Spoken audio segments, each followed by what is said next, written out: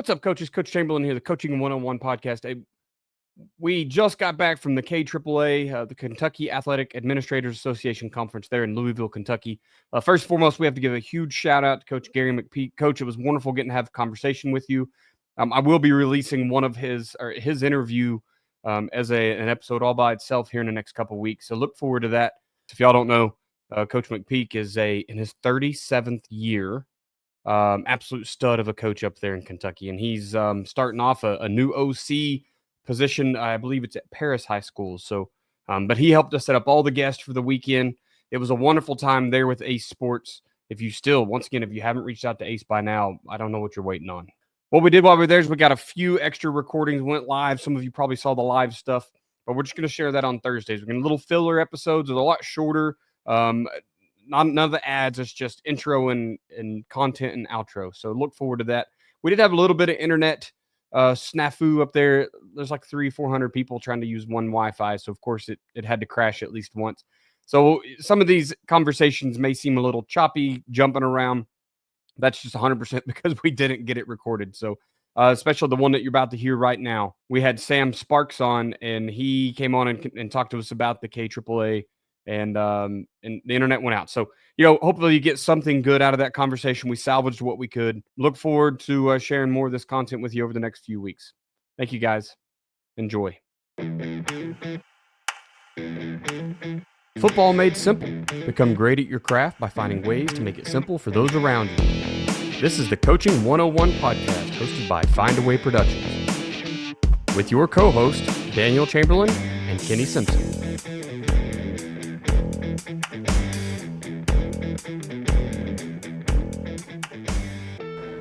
Good morning, guys. Daniel Chamberlain here, Coaching 101 podcast. We are at the KAAA, the Kentucky Athletic Administrators Association. Still a mouthful.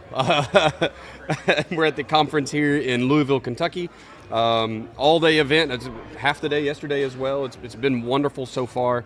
I am here with a member of the board for the KAAA, Coach Sam Sparks. How are you doing today, sir? I'm doing well. Thank you very much for having us. Yeah, absolutely. Really want to get into the association here in a moment, but first I want to know all about you. Well, I don't know how much there is really to know about me. I'm originally from Lawrence County, Kentucky, which is up northeast Kentucky on the river. Probably more, we're known for the home of Tyler Childers. He's a Lawrence County native, and we certainly claim him. Ricky Skaggs, kind of the country music highway there, but grew up there, graduated from Lawrence County in 80. Did post-high school work at Morehead State Center College and graduated from Milligan College, which is in East Tennessee. Returned home 86, high school teacher, coach there. Have had other stops at Sheldon Clark High School, Russell High School, where I retired in 2017 after 20 years in athletic administration and coaching. And don't have a lot of hobbies, don't golf much, so I returned to work. So I'm working again at Lawrence County High School and coaching high school softball, and have been able to remain really active in the KAAA. That's you and Coach McPeak too. He was on in the last hour, and he said he didn't have any hobbies. You guys are going to find hobbies up here in Kentucky. I guess so. I like to fish a little bit, and I don't, like I said, I don't golf, so I just like to stay active and certainly trying to help student athletes out wherever we've been. So. You said 27 years of coaching and administration? I was a high school administrator. I coached basketball for 15 and an athletic administrator for 17 or 18. So I retired in 2017 with 32 total years service. So wow. Okay, well, welcome back into the fray, my man. Coach was just telling us about the KAAA and the rebranding and this being Super Bowl week. Coach, you said there's something there from. I'm gonna call you Coach for the rest of the time. Good. You admitted you're a coach, so it's the title sticks now, right? Yeah. You talked about like the middle school getting their own administrators now. Kind of talk to me about that. That's something that's I don't know that we do that in Oklahoma. I don't really know. That's probably something that's new. We have so many more offerings at the middle school level, and when those offerings, you have to have someone other than the principal who's bogged down with the day-to-day things of running the school. The middle school administrators are very important to help get those events off, to help take care of all the things that it takes to have athletic events. And our state association is very encouraging that, and they're helping with the middle school division as well. So that's something in the last 5 or 10 years that you may not have seen. but more and more prevalent in our association. We try to include those people and provide things that are middle school specific for them. We have 2 or 3 workshops that are just for middle school people, so that's a growing field. So with you coming from the administrative side, and I'm going to talk about Ace Sports here for a minute. I know we didn't open the show with them like I said we would, but when you see a product like Ace Sports that's one of these really big ticket items, what is that something you as an administrator are looking at and you can see the investment opportunity there?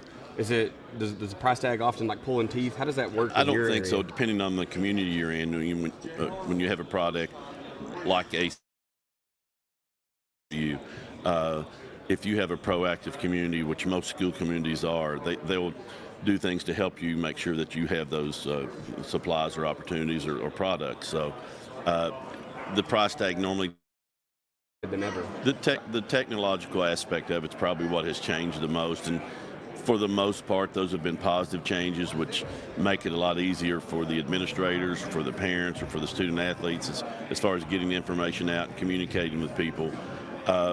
But on the other side of it, you also have the message boards or Facebook, which can create some problems as well. But all in all, it's improved the experience for the student athlete and the athletes. So it's the technological aspect is probably what has changed the most in the last 20 years. Yeah, mostly for the good. I think forums are always going to be forums. There's still dark corners of the internet where people go to complain. But. They are. You're too young to remember the old truck stop walls where people would leave messages for people, but this is the modern truck stop bathroom wall. My dad was a truck driver, so weirdly enough, I probably do remember a bunch of those. But well, that's awesome. I love to think that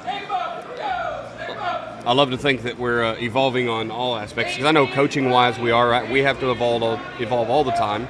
X's and O's and how we plan practice and the things we're doing for the team. The internet has created this like monster where you better stay evolving or you'll get left behind. You have to stay involved with it, all aspects of it, scheduling, communicating with media, parents, students, and you've got to stay on top of that or you will get left behind. Yeah, absolutely.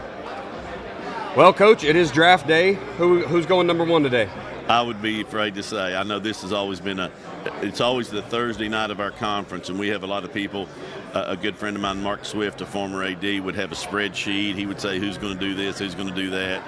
A couple of years ago, he was even down at Nashville, and we thought about trying to jet down there and see it. But it's hard to say, who'll go when. I know it's at Green Bay tonight. I'm sure they're excited to host the draft, but I'll leave that to the experts.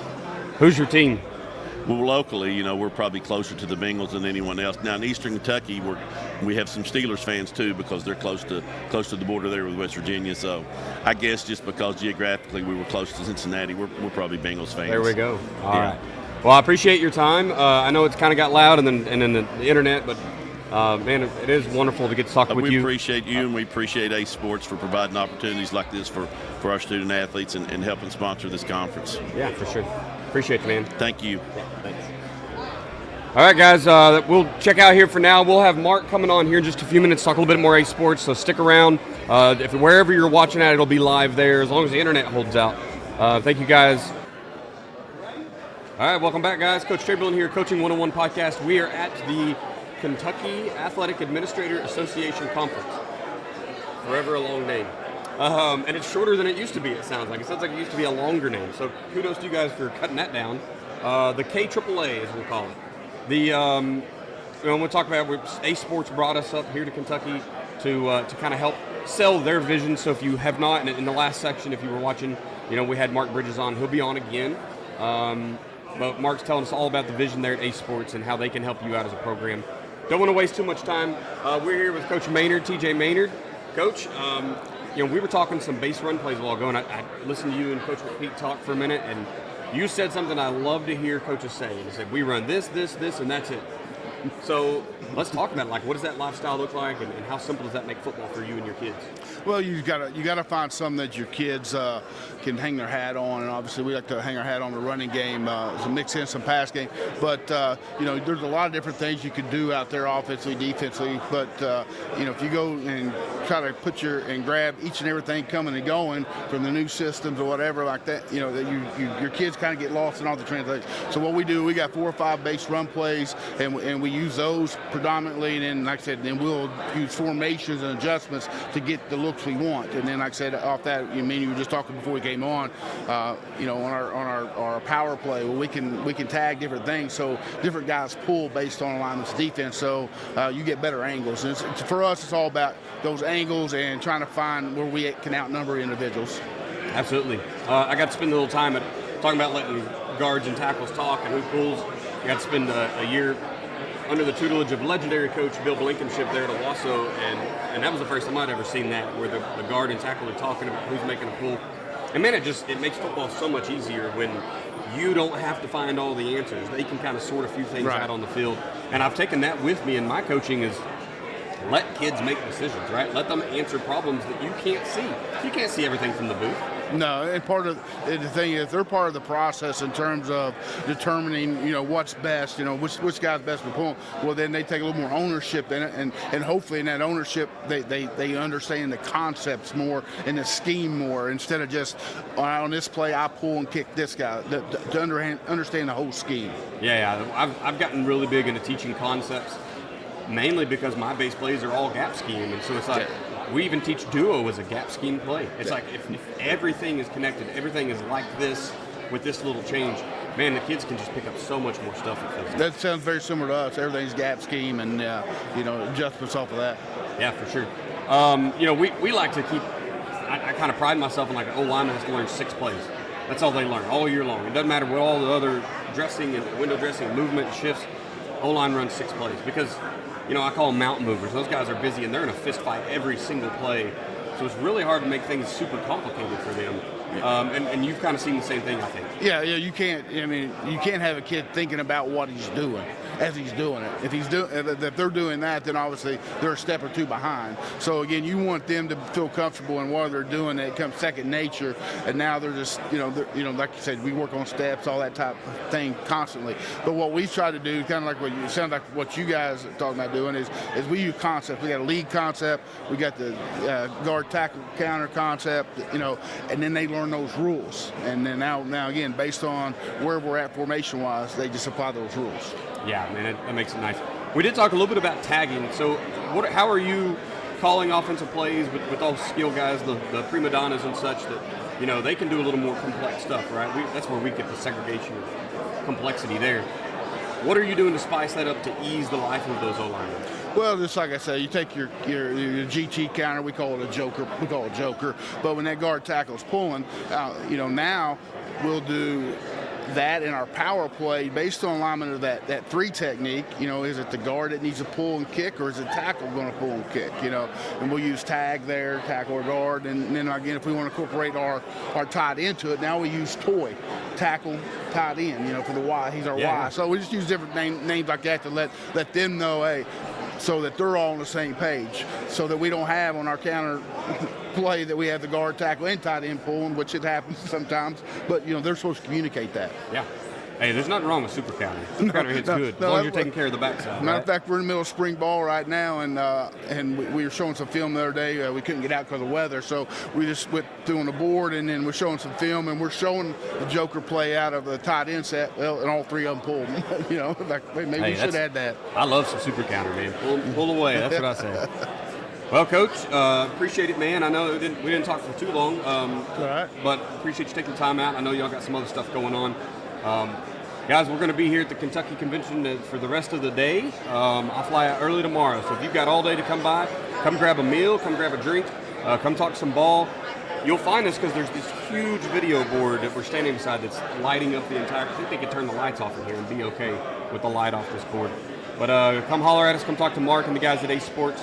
Appreciate them for bringing us up, and we will see y'all top of the hour.